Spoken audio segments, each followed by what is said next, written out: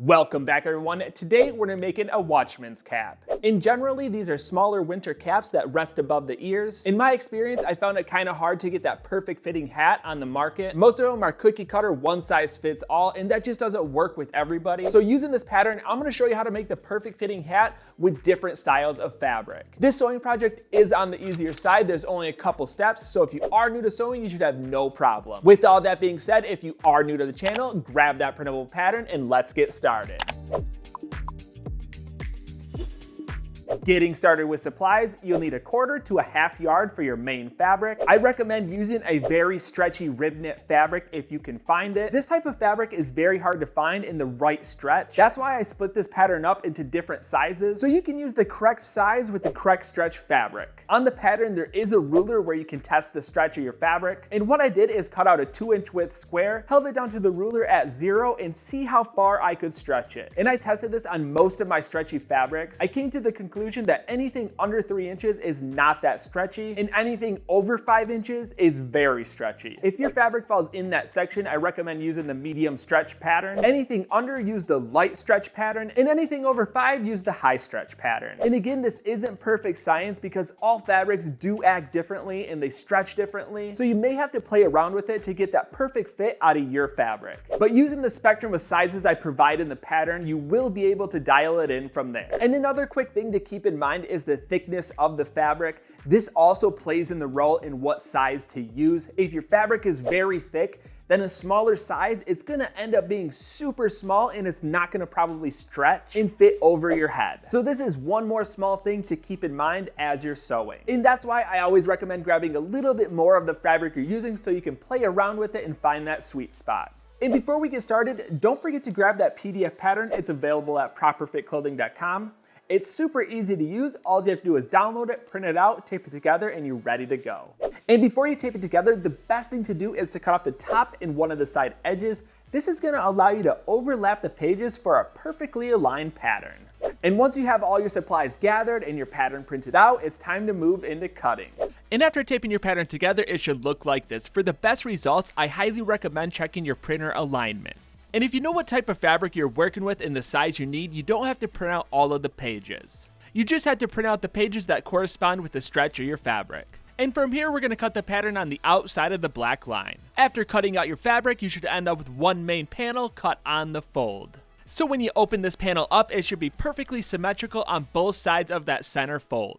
And before we get started with sewing, I want to quickly show you how you can adjust this pattern to make it a little bit taller or a little bit shorter. Locate the adjust at center box on the pattern and cut directly down the center guide. And from here, all you have to do is slide the panels closer together to get a shorter Watchman beanie, or slide the panels apart, tape some paper in the center, and it's gonna be taller. And by doing this, you can actually turn this into a standard size beanie, so if you don't want the Watchman look, you can simply make it taller and it's gonna drop down past your ears. But this is the beauty of making it because you can dial it in to get that perfect fit. Moving on to construction, grab the main panel, and the first thing we're going to do is lay the fabric out and place the right sides together, making sure the points and the outside edges are lined up perfectly. Locate the side mark guides on the pattern, and these are going to be the dashed lines furthest towards the outside edge. And essentially what we want to do is make those marks on the outside edges of our fabric. If you adjusted the height like we talked about, just line up the points of the pattern with the points of your fabric. Before you get any further, you want to quickly stop and make sure the stretch of the fabric is going in the correct direction. If it checks out, then we're going to move on to sewing the side seam. Locate the side seam guide on the pattern. It's going to be the edge opposite of the fold.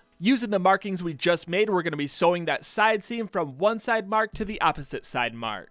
And real quickly before we get into sewing, we're going to be using a serger for this project. These are super great for knit fabrics. They allow you to sew stretchy fabrics without breaking the thread. And another great thing, they also cut and clean up the edge as you're sewing. All in all, giving you a more professional look. But if you don't have a serger, that's totally fine. You can still use your regular domestic sewing machine. All you have to do is switch your machine to a zigzag stitch, adjust the height and width to your preference, and this is going to allow that thread to stretch with the fabric. Both of these methods work great, it's just something to keep in mind if you plan on selling these. Sometimes working with these knit fabrics, I find it's hard to get that perfect cut, so that's why I like working with the serger, because it's gonna cut and clean up that edge and essentially leave me with a nicer looking product. After finishing up the stitch, quickly check and see if both of the layers got stitched together. Sometimes part of the edge slips out, so it's nice to check this before you get too far. For the next step, we're gonna be sewing the peaks, so we're gonna spin it around so we're looking at one end, separate both sides, and essentially what we're gonna be doing is sewing that center triangle to the outside edges.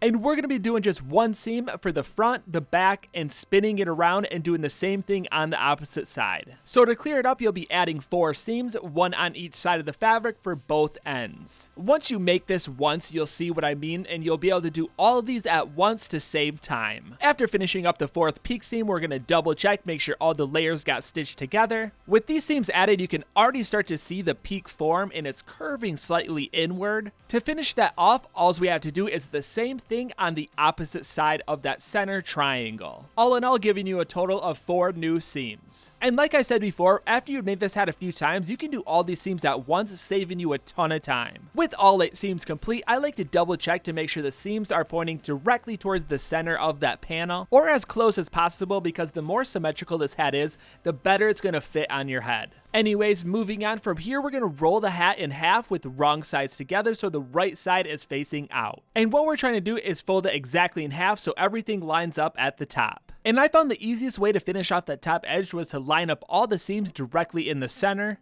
Line up both of the side seams, the folded edge and the seamed edge. If done correctly, they should be fairly parallel to each other. With everything lined up, we're going to stitch that top edge at a 1/4 inch seam allowance. Depending on what type of fabric you used, it can be very bulky, so take your time and use the correct needles. With the serge complete, it's best to double check to make sure all those layers got stitched together, because when you're working with 4 layers like this, it's easy for one part to slip out and then you have an opening when you flip it right sides back out. But if everything is looking good and all the layers are stitched together, we're going to flip the right sides out. And that's going to do it for the sewing portion of this project. From here, what we're going to do is roll that bottom edge up.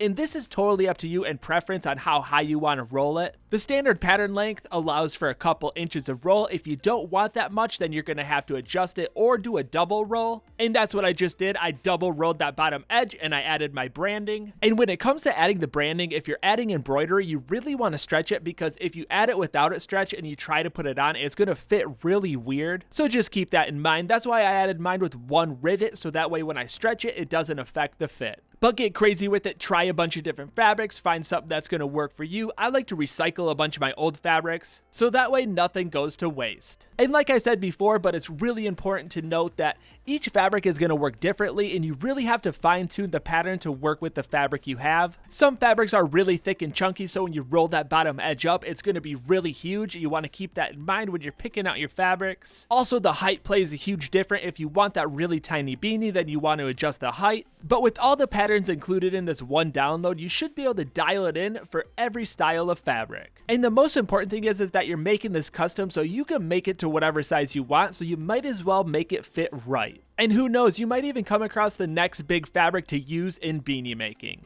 And there you go, your Watchman's cap is complete. Thank you so much for watching and supporting the channel. And this was another fun one to play around with different fabrics in the different sizes, finding what works and what doesn't. And I know with the way I laid this pattern out, you should be able to make a Watchman's cap out of any style of fabric that has some stretch. It may take a little bit of playing around with to really dial it in if it doesn't have a lot of stretch, but you still should be able to make it. But like always, tag me on Instagram at Properfit Clothing. I love to see how your work turns out. And other than that, I'm gonna keep the videos coming at you, so I'll see you next time.